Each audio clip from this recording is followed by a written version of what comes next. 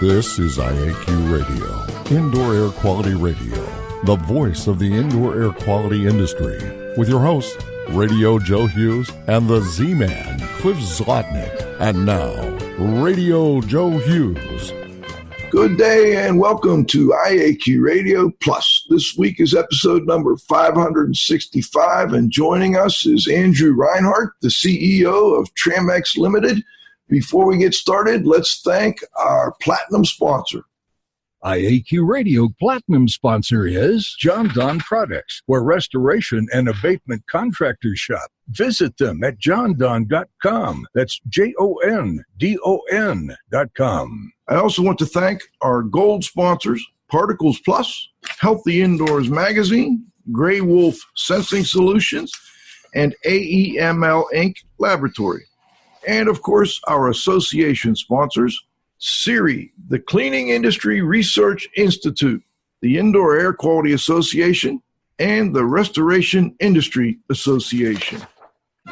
And now you can win a cool prize. It's time for the IAQ Radio Trivia question. Be the first to correctly answer. Simply email your answer to czlotnick@cs.com. Or if listening live, just text your answer from your computer. And now, here's the Z-Man with this week's IAQ Radio Trivia question. Hello, everyone. I'm sorry to report that no one identified 12 as the number of World Health Organization bacterial threats. The IQ Radio Trivia question for today, Friday, November 22nd, 2019, has been sponsored by Ideas, a solution chemistry company providing unique solutions to odor removal, surface cleaning, and decontamination problems. Here's today's trivia question. Name the term whose definition is the measure of the opposition that an electrical circuit presents to a current when voltage is applied. Back to you, Joe. Thank you, Cliff. Today's guest is Andrew Rynhart. He's the CEO of Tramex Ltd. He has taught from a young age about the moisture in buildings from his father, who was the founder of Tramex Meters and inventor of the first commercially successful non-destructive moisture meter for building inspection. Andrew has been fortunate over the years to have learned a great deal about moisture in buildings and building envelopes from many of the world's leading technical people in roofing, flooring, indoor air quality, water damage restoration, and pest control. And they're located in Ireland, but today Andrew is joining us from Florida, where they'll be opening a new United States division, I do believe, but we'll talk to him more about that. Welcome to the show, Andrew. Thank you, Joe. Thank you. Great to have you on board. I guess real quick, I mentioned in your intro that you were opening, is it a United States division? Yeah, we've always worked in the United States. It's always been our main market for our meters, but we're opening directly in the United States. So we've always worked with, well, I say always, for many years we worked with agents in the United States, and we've found that if we work directly here, we can do things in the way that suits Tramex meters, and we hope we will be bringing a lot more technical support and a lot more service to our customers. So that's the intention. Has the U.S. always been a big market for Tramex? Yeah, very much. Tramex has always made moisture meters for the United States market. So being an Irish company, there's a very strong connection between Ireland and the United States that goes both ways. And so we've always made meters for the United States market. So there's a history and a reason why that is the case, but you know. And you do your manufacturing, you do your manufacturing in Ireland? We do, yes. Yeah, we make. Fantastic. John, is that volume good? Seems a little low, Andrew. Maybe if you get a little closer, we'll how about that? Or just speak up a little, I think we'll be okay. Let's talk a little bit about what problem inspired the original. Your father was the founder and the inventor, I guess, of the first, non-invasive moisture meter. What problem kind of inspired that? Well, he came to the United States actually to buy a nuclear detector for detecting moisture in roofing for a business that he was running, and it was very, very difficult to buy the meter. It was very, very difficult to use it, and you needed licensing and everything to be able to use the nuclear meter. So he saw an opportunity and for developing meters for the United States. So out of nothing really, he developed the first non-invasive moisture meters for building inspection. So that's the short version of the history. But he came back to Ireland and Trinity College in Dublin and worked with professors there to develop the deck scanner, which is a big flat roofing moisture meter, and then went on from that to develop a range of handheld meters for different building materials, including concrete and drywall and other meters. So he came at it in a very unique way, in a very different way, and which nowadays is sort of understood amongst more people. There are more meters, there are more non-invasive meters on the market, but there's still unique parts of our offering that others don't fully understand, which is nice.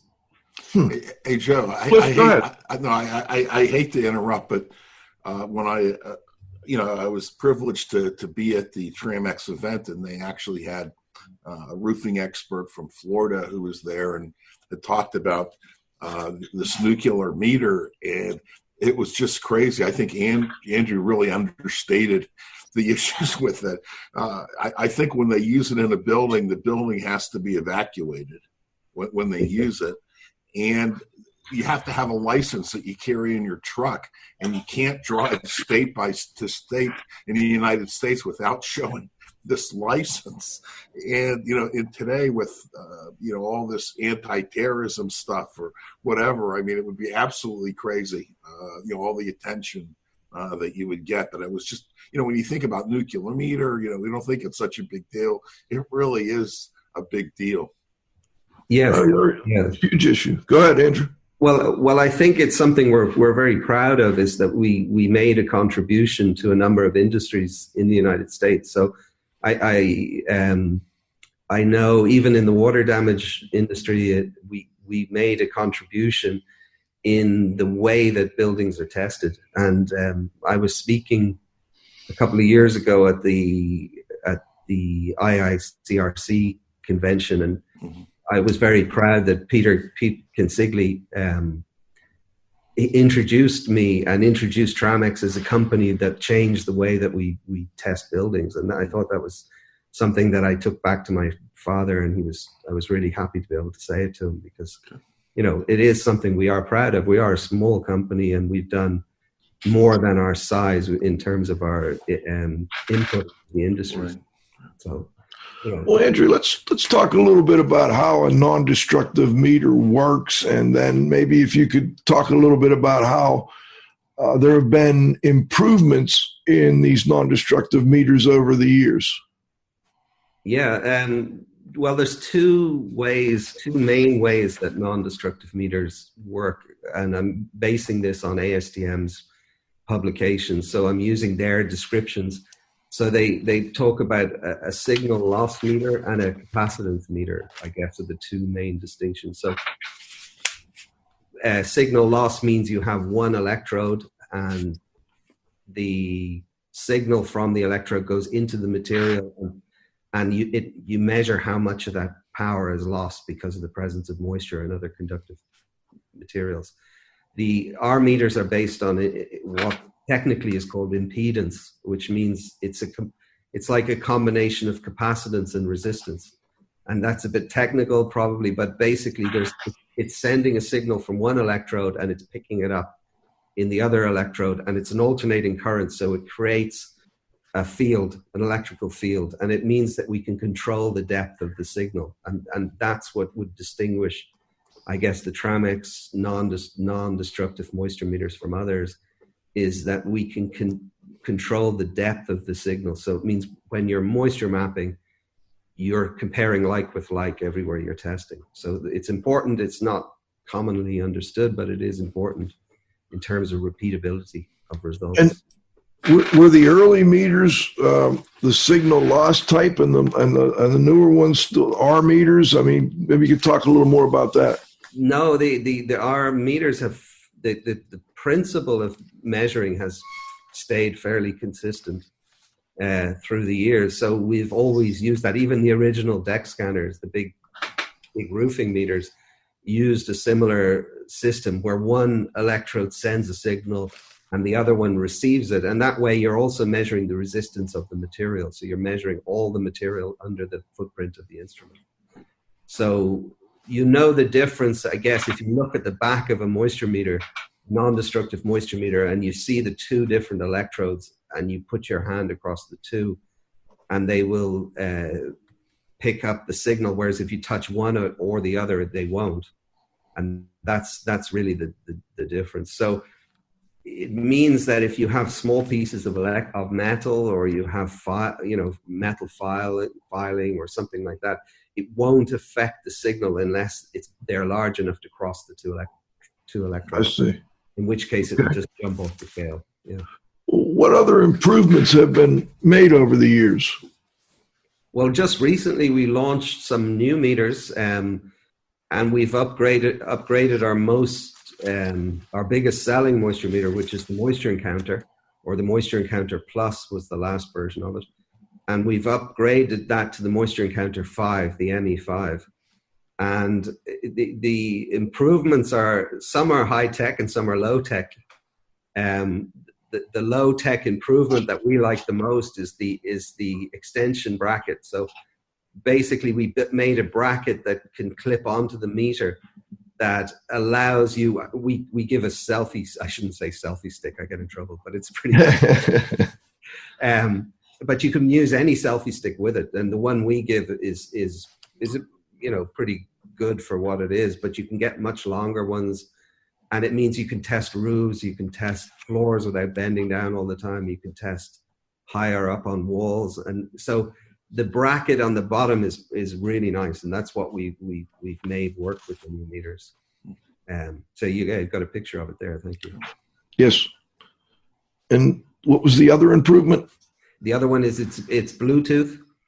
And Bluetooth is fairly standard these days. It's not particularly special. And so there's two other improvements. So one is Bluetooth, but what we've done with Bluetooth is we've got the ability to make apps. And Tramex, we've understood over the years that to make a successful moisture meter, it has to be able to do a lot, but it has to be really easy to use. And so our apps are very, very easy to work with. So it allows people to document readings and record them in a much easier way and in a much in a more useful way we expect. And then the third update, which I think is the one has a lot of implications, is we've put in an extra electrode in the back. Now, when I say electrode, I mean the pads, the measuring pads on the back of it.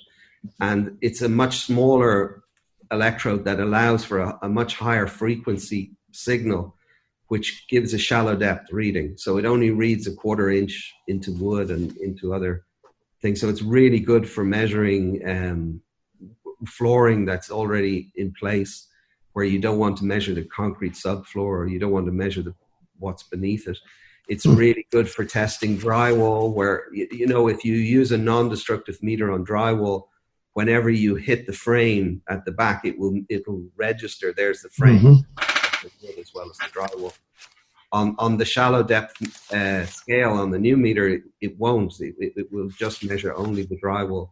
And the last place that I can think of, there's a few actually, but another one is baseboard. It's really good for measuring baseboard. And carpet, when you have water damage or moist water in carpet and you want to see is it drying out without measuring what's underneath it, it works great for that. So there's a whole bunch of applications. John has a graphic up of the Tramex Moisture Encounter here, and I noticed it has a wood and timber setting, shallow depth, drywall, plaster, tile, masonry. I wonder if you could talk a little bit about some of the mistakes that people make when using a meter such as the moisture encounter? Yeah, sure. Yeah, that's great. So a lot of using these meters actually comes down to proper training, and that's the part that is so important in using a meter like this, because when you've got a meter that reads about 1.5 inches into the material that you're testing, in most cases you're testing more than one material. So you're testing the plasterboard with what's behind it, or you're testing a wood floor with what's underneath it, or you're testing tiles with whatever is behind it. So you're actually getting a reading from a combination of different materials. And at that point, it's the moisture mapping that becomes much, much more important, which means you're comparing the water damaged area with a dry standard, and you're trying to dry that back to its original condition. And that is key. Whereas if somebody takes it and says, oh, this is a measurement of 20% moisture content, and they're not measuring a single material, it's not going to give you that moisture content reading. So even when you're setting it up, the best scale to use is the one that works well for the materials that you're testing. So it could be that the wood scale is useful on a plasterboard because there's a harder material behind it, or there's wood behind it.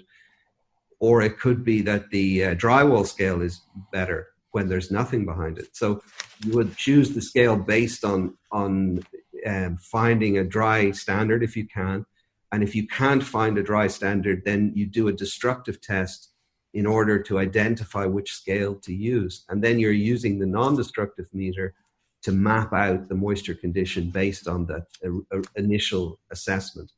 With the new meter, because it has the shallow depth scale, that shallow depth scale we hope will help a lot more in trying to determine which scale to use without having to do destructive testing.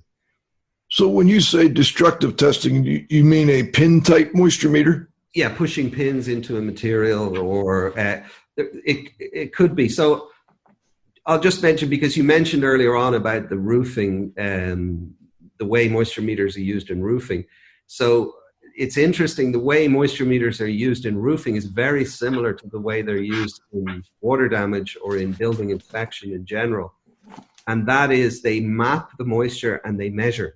So the idea is to do as little as possible measurements and as much as possible mapping, as big an area of mapping with as few measurements as possible, because measurements are always going to be destructive. So you can get a basic measurement with a non-destructive meter, but to get more accurate measurements, you need destructive testing, and that is reduced by the non-destructive testing. I don't know if I hope I'm making that clear, but no, I think that makes sense. I've always, when we talk about moisture mapping, you start with, and oftentimes they'll start with even maybe thermal imaging to try and find cold spots, and then to verify whether that cold spot is moisture, you might go to a non-destructive type of meter. But then, as you said, if you went to a pin type meter, you would get, as I understand it, the best measurement. Is that accurate? Yeah, it's sort of accurate. The what I would add to that is sometimes people are over focusing on the amount of moisture. If you've got moisture issues in buildings, say there's a leak coming into a building, or you have had a condensation issue, or you've had we'll mostly say with moisture ingress into a building, the amount of moisture is going to depend on the weather for the last several months before you actually did the survey. So you could have a lot of moisture or less moisture depending on how much rain you've had. And so what's critical is to find out where has the moisture come from and how far has it spread. And then when you're repairing or fixing the problem, then how much is it drying back to its original reading, to its original level. So you're trying to find out where has it come from, how far has it spread. And so it's the source and the extent of the moisture. So similarly, if you had a leak in a building, say you had a pipe leaking, the amount of moisture will depend on how long the pipe has been leaking. So it's not as critical as finding out where is it coming from and how far is it spread and how do we dry it back. And that's really the practical side. And actually that comes to, it's interesting for me because that's why Tramex has been so successful in the United States, is because the way people think. It's over here, it's really trying to get the job done, trying to get it done professionally, trying to get it done right. And to do that, people are willing to think outside the box.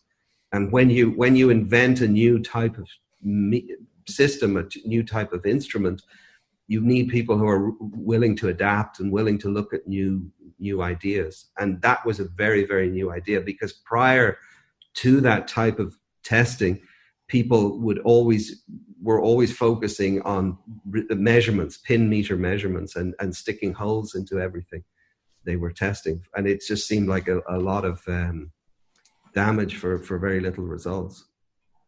Cliff, let me let you jump in here. Thanks, Joe. Let's talk a little bit about moisture in concrete. The United States, we tend to, some parts of the country, get a lot of hurricane damage. And I guess question number one, does it matter if it's salt water or fresh water? Do they read differently, or, can you tell? Yeah, that's a good question. Yeah, if there's water coming in, salt water, salts will hold more moisture in place. So I guess with salt water, you have different issues. But in terms of how a moisture meter works, it won't change the reading in terms of how much moisture is present. What it can do is, if there's salt in a material, like in a wall or something like that, those salts can hold the moisture in that material, so they don't cause any problems. They just stay there. The moisture just stays there.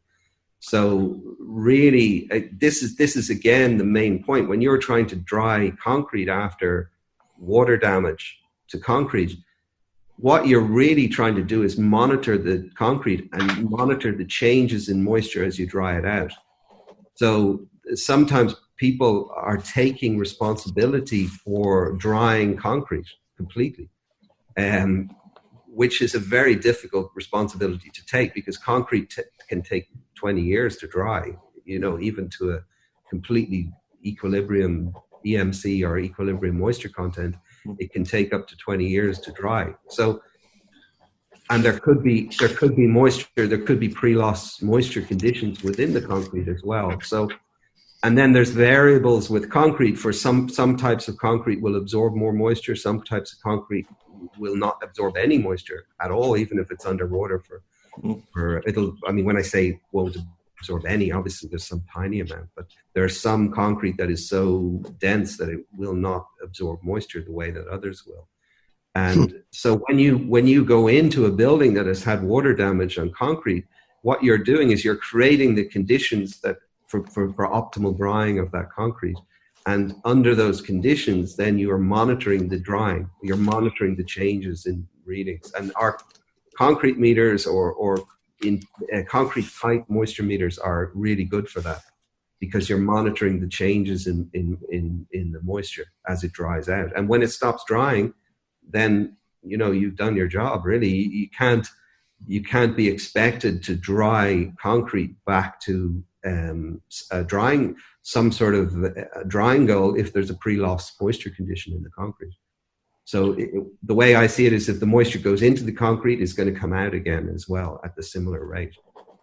So Andrew, how is a typical non-destructive moisture meter that's kind of a multi-use type of meter versus a concrete specific type like the Moisture Encounter Plus? What's the difference in the technology there? Yeah, so there's a few little bits in the concrete meter that I'm reluctant to talk too much about, because there's a lot of copying that happens in our industries, unfortunately. Okay. But there's a few things when you're testing concrete. The way the electrodes are set up on those meters, it allows for a measurement of concrete, of moisture in concrete. And that's something that is unusual, unless people copy it or something. But it's unusual to be able to measure moisture in concrete with a moisture meter. It's a very difficult thing to do.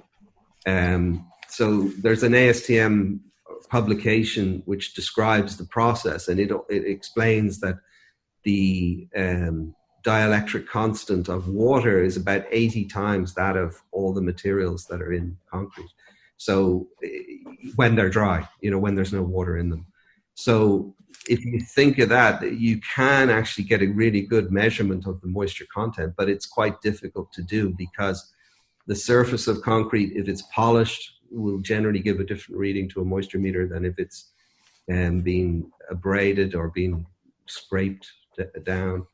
And there's other variables in concrete. The concrete is usually a little bit uneven when you're testing it. So there's different things that you need to do to get an actual moisture content measurement. And I know that there was there's been international studies done on different meters for measuring moisture in concrete. And there are meters that claim to be concrete meters that don't measure moisture at all. And there are meters like ours, I think, which gives a measurement of the moisture content. Whereas our normal moisture encounter won't give a measurement of the moisture in concrete, but it will give you a comparative condition of the same concrete. When you go from concrete to different types of concrete, that can be varied, and that's something we've overcome to a great degree with the concrete meter. And what about the depth? You talked earlier about adjusting the depth of the measurement. What's the optimum depth for measuring moisture with a non-penetrating meter in concrete? Yeah, okay, that is something I'll talk about. The concrete meter is designed to measure 3/4 of an inch into the concrete. And, where we have meters, like I think you've used our roof and wall scanner, which will read up to 4 inches into material. So that 3/4 inch measurement is designed because in concrete, generally, you don't want to be measuring rebar? Is rebar the right word? Rebar, yes. Right. Yeah. So you don't want to pick up rebar. You don't want to, and there's other reasons why that 3/4 inch reading is optimal, because that's where your floor is going. Sometimes people call our concrete meter a surface meter, but it's not a surface meter. It reads quite deep into the material. And when you're putting down a floor covering, it's that top 3/4 of the inch that is most critical. I mean, it's not, you do want to know is moisture coming up from underneath, but it's more rare than people think. But in general, it's where your floor covering is going. And when you put down an adhesive onto concrete, it needs the water that's in the adhesive needs to be absorbed into the concrete. So you want to make sure that there's not too high a level of moisture in the concrete so that the adhesive can be absorbed. So that 3/4 inch is designed for that. It's designed to be optimal for concrete testing. I see. I've got a situation. Maybe I'll wait until after the break for that particular one. Cliff, do you have any other quick questions before the break? Not quick. So let's do halftime. All right, let's do halftime. We'll come back. We've got Andrew Rynhart. We're talking measuring and detecting moisture. The CEO of Tramex Ltd. IAQ Radio Platinum sponsor is John Don Products, where restoration and abatement contractors shop. Visit them at jondon.com. That's JONDON.com. Gold sponsors are Particles Plus Engineers and Manufacturers of feature-rich particle counters and air quality monitoring instrumentation. Learn more at particlesplus.com. Count on us. Healthy Indoors Magazine, a free online digital magazine for industry professionals and consumers. Subscriptions available at healthyindoors.com. And AEML Laboratories, free FedEx shipping, great pricing, same-day results, and never a rush fee. Learn more at AEMLinc.com. Grey Wolf Sensing Solutions, who use advanced sensor software technology and embedded computers to provide superior environmental test instrumentation. Visit them at wolfsense.com. Association sponsors are the Indoor Air Quality Association, a multidisciplinary organization dedicated to promoting the exchange of indoor environmental information through education and research. Learn more at IAQA.org. And RIA, the Restoration Industry Association, the granddaddy of the restoration industry. Network with leaders. Learn more at restorationindustry.org. CIRI, the Cleaning Industry Research Institute. See more deeply through science and research. Learn more at ciriscience.org. That's CIRI science.org. All right, we're back for the second half of our interview. We've got Andrew Rynhart, the CEO of Tramex Ltd. And Cliff, I think I'll turn it over to you. You said you had a question or two that might take a little longer here. So yeah, I do. I think the first would be, I would like you, Andrew, if you could, to clarify any myths regarding moisture in concrete, because I'm sure that there are things that are true, and I think that there are things that potentially people think that are true. So if there's some common myths that you could clear up, I'd like you to do that. Yeah, thanks, Cliff. I like your hat, by the way. Thank you. It's autographed, but it was by your brother. Yeah, in concrete, there's a misconception that when you measure the vapor in concrete, which is the RH of concrete, that it gives you a full spectrum measurement of moisture within concrete. So that might sound a bit technical, so I'll just explain. The ASTM F2170 standard for measuring moisture in concrete means you put an RH probe into the concrete, and we're one of the manufacturers who make equipment for doing that test. And it's actually a really good test for signing off that concrete is completely dry, but it doesn't measure the high end of moisture content in concrete. So when the moisture content in concrete gets to about 4.5 or 5% by weight, at that point the humidity within the concrete saturates. So if you get 100% RH in concrete, it doesn't mean that the concrete is saturated. It just means that the humidity is saturated. So the concrete could saturate at 6.5% moisture content, and the humidity could saturate at 4.5 or 5% moisture content, depending on the quality of the concrete. And so one of the big myths out there is that, you have companies who are selling products and saying they will go to 100% RH, and people make the assumption that means it doesn't matter how much moisture is in the concrete because it goes to 100%. And that's a big problem, because even the best quality adhesive, if it has nowhere to absorb, if the water from it has nowhere to absorb, it will remain emulsified, and it would be like leaving it in the tin. Concrete needs to be drier than saturated for any adhesive. So that's one point. I mean, when I say any, I'm sure there are exceptions to that, but they're very few. I'll put it that way. The other myth is that, well, I wouldn't say myth, but the other problem with concrete testing using humidity is you're measuring something that's very sensitive. It's very sensitive to temperature change. Like for anyone who understands, and I know in indoor air quality, people really understand psychrometrics very well, more than probably any other industry.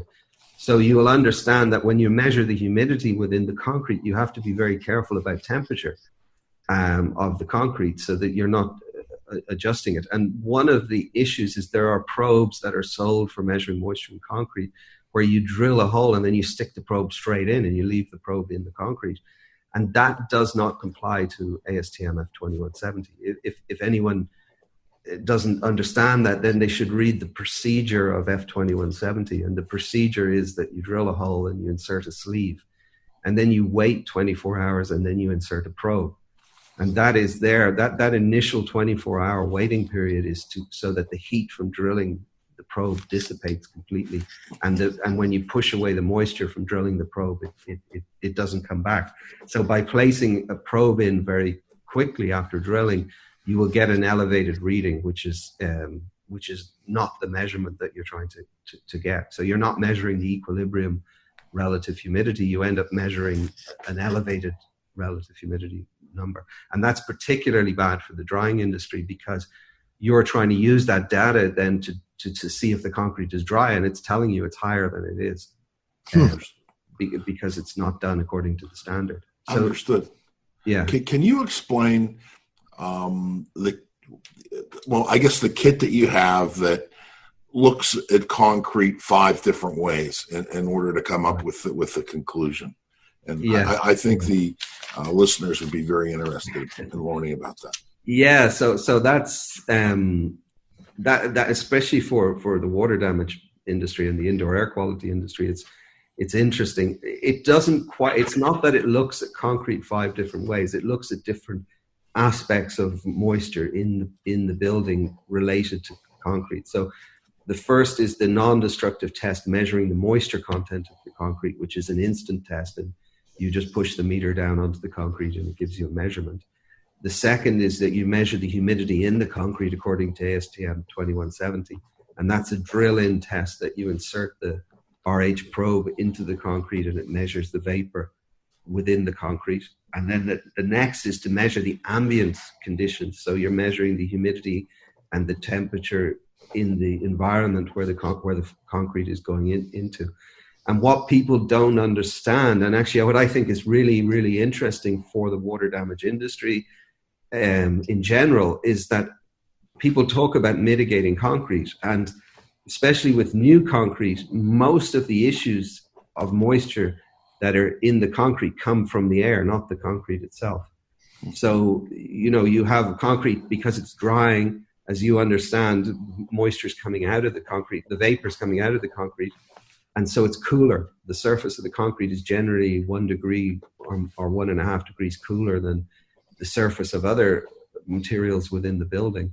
And so it's prone to dew point issues. So if you're putting down adhesive to install a floor and you hit a dew point issue or close to a dew point issue, you'll find that adhesive doesn't properly cure. And that's a major cause of problems that people associate, and they assume that it's coming from the concrete. So the reaction is people are spending a lot of money on mitigating new concrete by putting sealers on top of it. And really what they should be doing is mitigating the air. And the water damage business has all the equipment to mitigate the air. So, and if you look at, I don't need to mention him without his permission, but Mickey Lee, for example, did a really good study on all the different methods from all the different variables for optimally drying concrete. And it's not what people think. You don't put too much heat. You don't put too much air movement. It's a small amount, the right amount of heat, the right amount of air movement, the right amount of dehumidification, and then allow it to dry effectively. And that's where basically the water damage business could help the flooring industry very much by providing the equipment to mitigate the air during the installation of a floor. And that would solve a huge amount of problems that are there.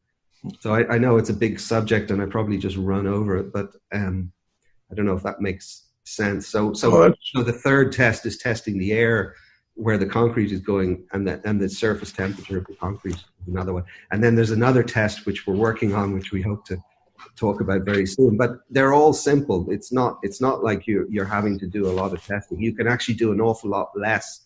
You can get a lot more information with a lot less time if you combine 3 of those tests, which is the air condition, the concrete moisture condition, and the vapor within the concrete. If you have all of those 3, you can get a hell of a lot more information in a much, much shorter time. So anyway, speaking a bit strongly about that. That kind of leads to a question I've had from a customer that they've had problems with moisture under walk-off mats. So as you come into the school, they'll have a walk-off mat there with a rubber backing and some, carpet on top of that for the kids to wipe their feet. And they get moisture underneath these walk-off mats. And I've tried to several ways to explain what was going on there. And without, being in the building and talking to them, I suspect it's just a dew point issue, and that the carpet is allowing that concrete to go below dew point, the temperature, and then they get condensation. But they've got them drilling holes in the concrete and trying to find moisture coming up through the concrete. And I'm wondering if you've run into that situation before, and if you have any simple advice for them on how to show their energy management people that it's the air, it's not the concrete. Can I ask what damage it's causing? So in other words, they lift up the rubber mat and they're seeing moisture underneath it. That's correct. And then there's some mold on the backside of the mat because of the moisture. And, it's just, it's an argument, I think, between the energy management folks and the operations and maintenance people. Yes. Yeah. You see, with water generally travels in concrete as vapor in general. There is sometimes moisture that what they call hydrostatic pressure, but it's very rare. And so I can't say that that's not the cause, because it does happen, even though it's quite rare.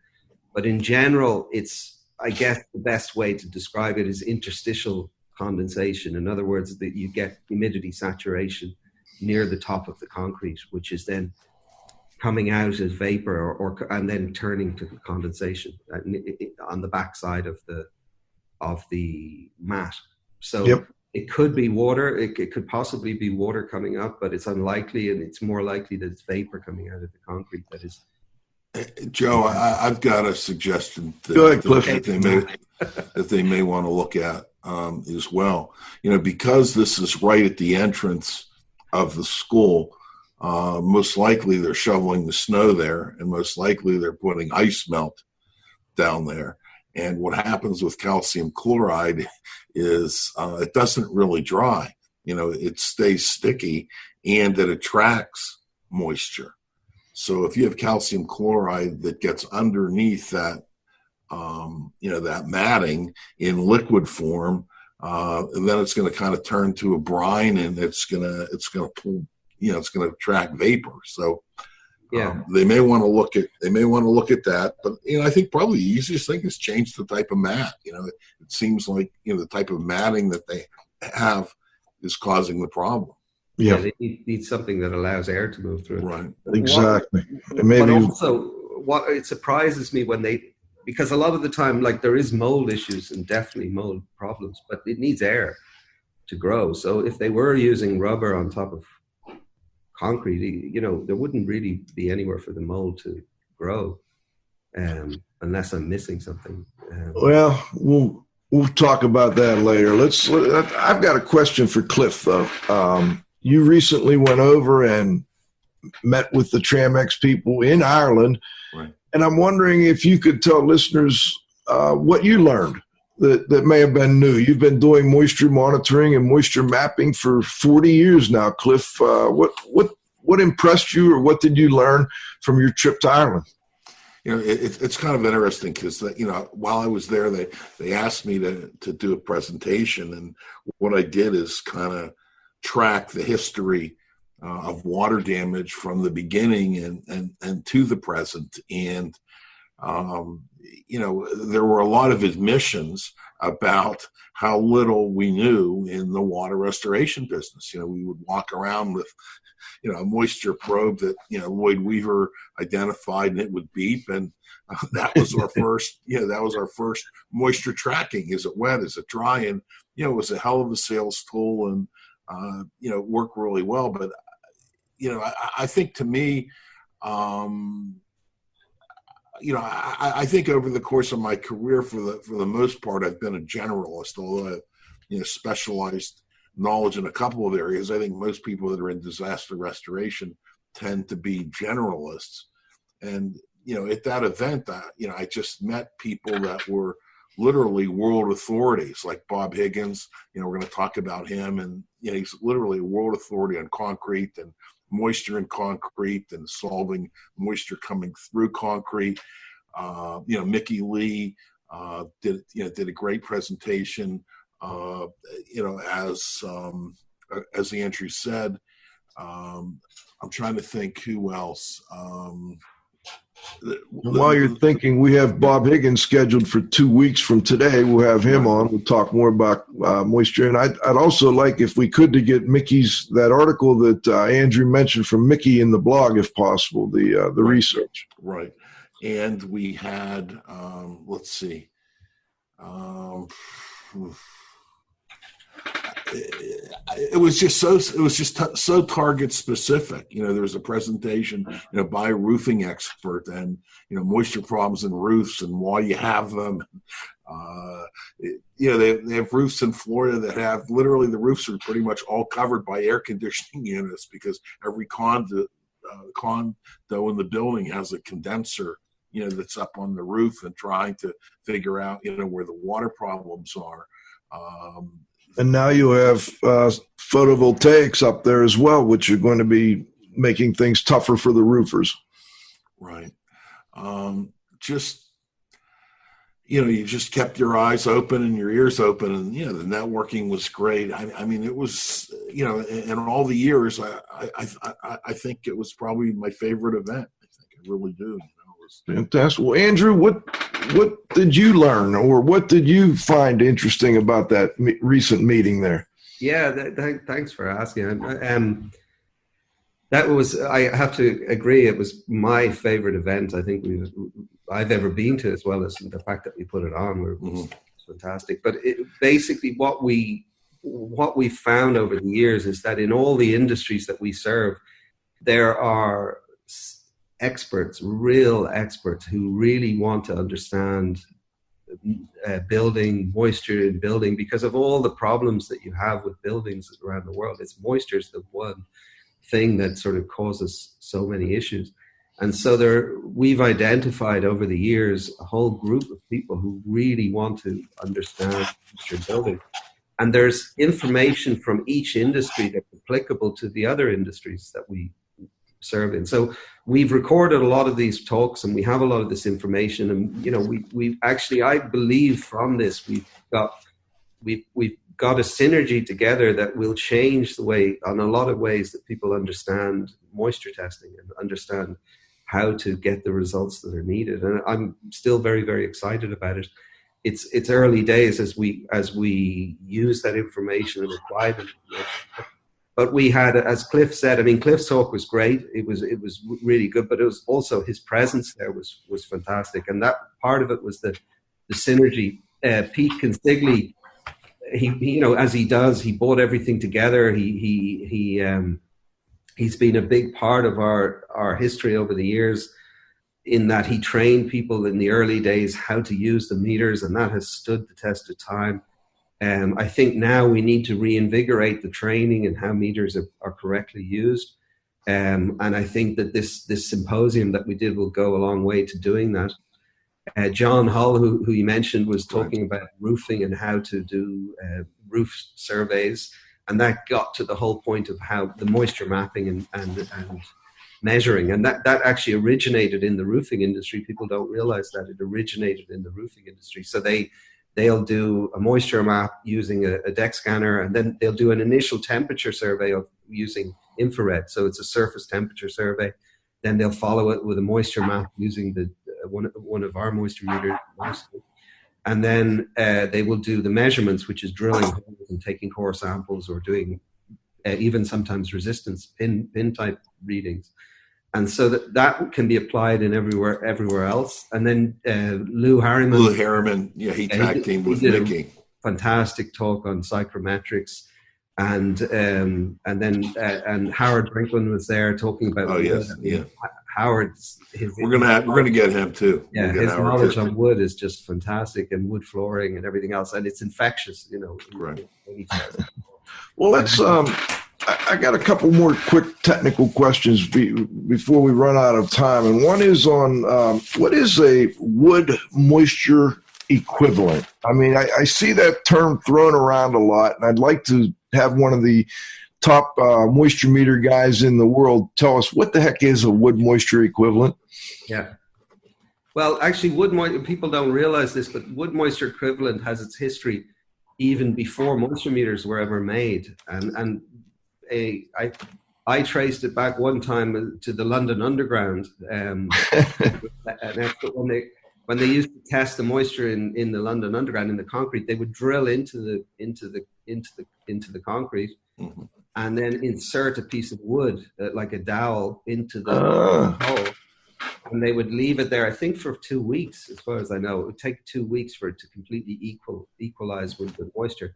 And then they would do a gravimetric test on the wood. Now, gravimetric is just weighing the wood and then putting it into an oven and drying it out completely and then reweighing it. So it's like an absolute measurement. And so it would be basically the amount of moisture in the material which is equalized in wood. So you're getting a scale of wood, not a scale of the material that you're testing. And over the years, it was adapted into using pin meters. So it was basically you take a wood meter and you stick it into another material, and call it a wood moisture equivalent reading. Now, if you get technically into it, that's not really a measurement of moisture. It's a comparative reading, and all pin meter readings are also comparative readings. But because they read a much, much smaller sample size, they are closer to a measurement, but they're not quite a measurement. They're still a comparative reading. But if you do the original wood moisture equivalent, that was truly a measurement of moisture content.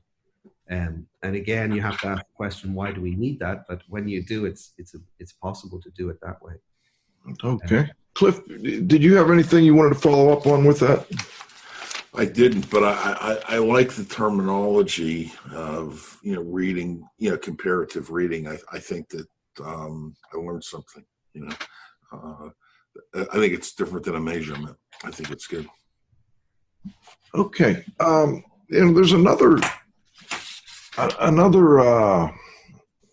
way that, we've had the people from DECA gone on and others, and they're looking at water activity and whether or not that might be a better way of determining, what type of conditions exist with at least with respect to microbial growth. I'm wondering if your group's doing anything on that, or if you've experimented with that at all, or what your thoughts are in general on measuring water activity. Well, I would sort of question. I would like to look into that in a little more detail. But the moisture in the air is the science of moisture in the air is psychrometrics. And when you start to look at psychrometrics, you can look at dew point, you can look at absolute or specific humidity, you can look at relative humidity, and you can look at the wet bulb versus dry bulb. There's different ways to describe the same thing. So when that moisture in the air, how that interacts with the material is moisture content. And so when you talk about water activity, I get the impression it's like how the surface of something is how close it is to dew point, or how close it is to condensation appearing there. And the closer you get to that condensation, the more likely you are to have mold growing in that material or on that material. But what will feed that water activity will be the amount of moisture in the material, the amount of moisture in the air, the temperature of the material, and that's how close you are to dew point. So there are different ways of describing the same thing, and sometimes the idea is people argue over describing it one way versus another. Like people want to sometimes talk about vapor pressure differential. So the problem with vapor pressure is that sometimes people mix it up with atmospheric pressure and they think there's something different. But what we're talking about is, moisture basically equalizes in science, that moisture, everything in nature finds balance. And actually, to be honest, you can learn a lot about, you can become quite spiritual if you study moisture to a degree, because it's quite amazing. Everything equalizes, and therefore that's how they use RH to measure the moisture in concrete, because they're measuring the humidity compared to the moisture content. So there's an assumption that if the moisture content is higher, the humidity above it will be higher. So you can see that if you go to an area where there's a lot of lakes around, you'll see that the relative humidity in the air will be much higher than if you go to a place where there's no lakes around. So in Florida, where we are now, there's a lot of humidity in the air. So the relative humidity would be the same as it is, say, in Chicago, where there's a lake, because the water on the ground is high, and so the relative humidity is high, but the absolute humidity or specific humidity will be very high in Florida, but very low in Chicago. So whether you use relative humidity to describe something, or you use specific humidity or dew point, or it just depends on what information you need for the application you're working on. But it's the same information. It's not different. It's just called different ways, but it can confuse people the way it's described.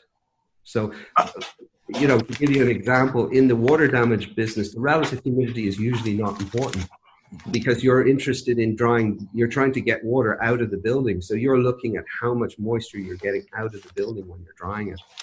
You're not interested in the relative humidity, but the relative humidity will tell you how much the material that's in equilibrium with it will have moisture. So therefore, it's useful if you're trying to understand whether the EMC, or the moisture content, is in balance with the air. Then your relative humidity becomes much more important. So, and because some meters just give relative humidity and that's all they give, then people overuse it. But there are some and therefore there's a rejection of it. A lot of people say, "Oh, relative humidity is useless; it's pointless." But it's very important when you're trying to see the water activity, because you're trying to see how the moisture in the material is reacting with the air, and that's where your relative humidity will tell you that much more. So anyway, it's a big discussion, but I like it, and that's where I thought we got so much out of this symposium that we did, because we were able to bring experts who would normally not meet together, and the link is with the Tramex meters, and that, I think we really made some real progress. Once we can just assimilate that knowledge and share it, I think we made some really good progress. We're running a little low on time here, but I'd like to get your comments on differences in measuring moisture content in concrete versus, say, cinder block versus other similar products, stone, etc. Are there major differences with respect to how you measure in those different materials, or is it all going to go back to what you've been saying here throughout the day? Yeah, well, it does come back to the point is that how much moisture is in that material at equilibrium with the air. So in wood, for example, there have been studies done on that, and they're very clear studies. So if you look in, for example, Denver, Colorado, wood that's in equilibrium could be at 6% or moisture content, whereas wood in Florida could be at 12% moisture content. So similarly with other materials, it depends on how close they are to equilibrium with the air.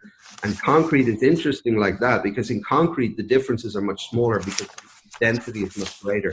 So you could have concrete that will be dry, completely dry in Denver, Colorado at 2%, or and you could have concrete that's completely dry in Florida at 3%,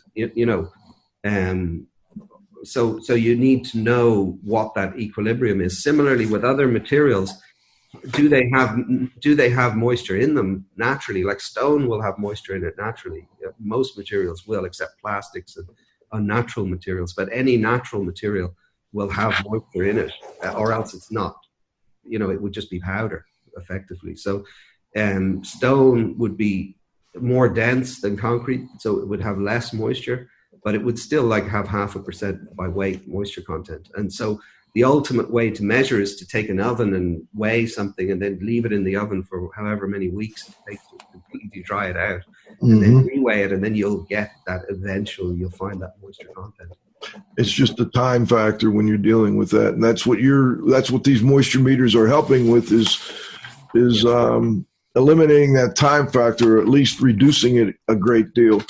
Cliff, before we go, any final questions? Nope, I'm good. Thanks. I'd like to ask one final question, Andrew, and that would be just, is there anything we missed that you'd like to add? Any final comments from you? No. Yeah. Just one thing I will say, and I don't want to. It's important when you're using moisture meters. It's important to work with moisture meters as much as is possible. I mean, when you make things right, they're more expensive than when you make them wrong in some cases. But it's important to understand the history of what the product is, and because you get a lot of imitation products out there, and if you're doing something DIY, that's one thing. You sometimes you just work to what your budget can afford. But if you're a professional and you're doing a professional job, you should use equipment that is basically adding, in my view, is adding to the knowledge of what you're doing.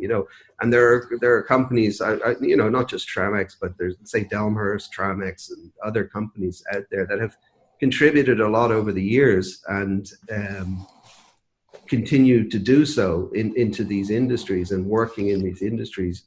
And then you have other ones which are just copies of things. And the problem with using copies all the time is that we will end up in a situation where a lot of the knowledge is just lost. And so, it's got to be you've got to weigh things up. You obviously want to get the best quality product you have, but you often find that quality comes from passion. And so, it's important to work. It's like when people are properly certified and properly trained, they'll do a job that's different than the people who are what we call cowboys. So anyway, that's my little gripe. Well, I think that's well said, and I think it's important, and I'm glad you finished with that, Andrew. This is Radio Joe Hughes thanking Andrew Rynhart, this week's guest on IAQ Radio, the CEO of Tramex Ltd. Out of Ireland, soon to have a U.S. base in Orlando, Florida. Really appreciate having you on. I also want to thank my co-host, the Z-Man, Cliff Zlotnick, at the controls. John, you got to have faith. Had a nice group online live today, thanking our growing group of loyal listeners on IAQ Radio Plus. We'll be off next week, as most of you will be, for the Thanksgiving holiday, but we'll be back in 2 weeks. We're going to talk a little more on concrete with Bob Higgins. So please come back and join us 2 weeks from today for the next episode of IAQ Radio Plus. For IAQ Radio, I'm Spike Reed saying thanks for listening.